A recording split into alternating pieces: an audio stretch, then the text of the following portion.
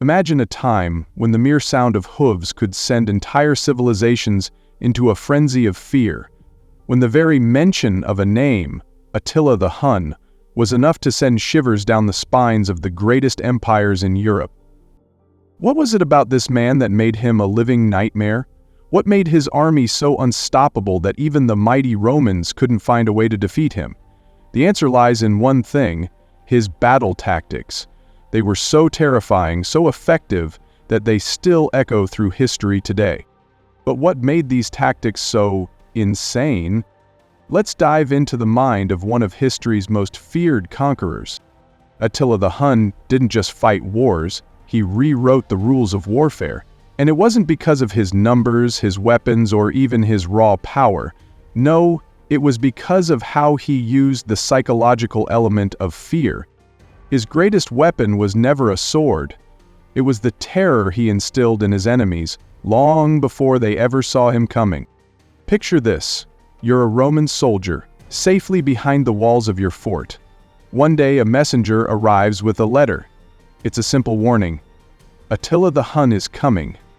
What do? You haven't even seen him yet, but your blood runs cold.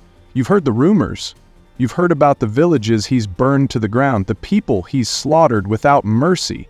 It's not just his army that terrifies you, it's the very idea of him. That's the first part of Attila's genius.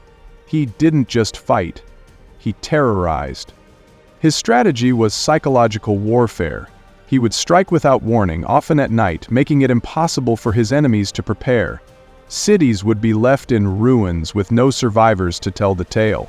And when he conquered a place, he didn't leave it quietly. No, he made sure the world knew just what he had done. Heads on pikes, buildings set ablaze, a trail of devastation so brutal that it sent a message: if you resist, this is what awaits you. His enemies were paralyzed by fear. The terror he created before the battle even began often made them feel defeated before they'd lifted a single sword. But fear wasn't the only tool in Attila's arsenal. His army was fast, incredibly fast. While the Roman legions were weighed down by heavy armor and cumbersome siege weapons, Attila's Huns were lightweight, mobile, and swift. They used the land to their advantage, striking where they were least expected, then vanishing into the wilderness before the enemy could react. This was Attila's second genius move: speed.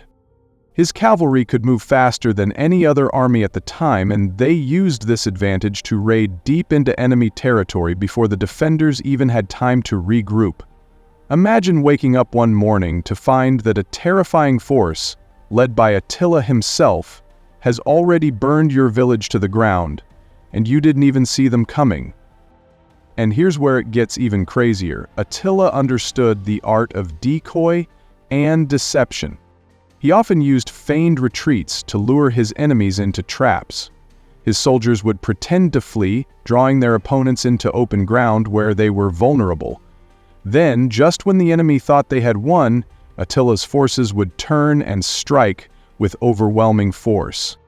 This constant game of cat and mouse left his enemies exhausted, frustrated, and confused.